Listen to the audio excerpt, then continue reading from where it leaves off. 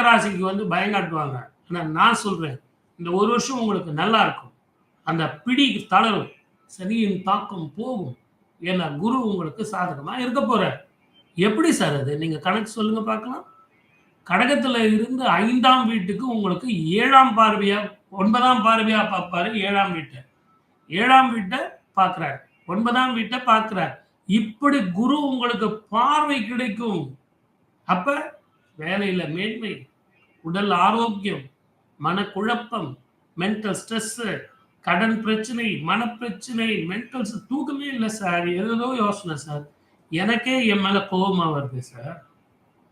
எனக்கு நல்ல தைரியமாவும், சந்தோஷமாவும் இருந்தது. வேலை சார், கஷ்டப்பட்டு உழைக்கிறேன் சார். பக்கத்துல இருக்கிறவனுக்கு குடுக்குறான். எனக்கு புரமோஷன் குடுக்க மாட்டேங்கிறான்.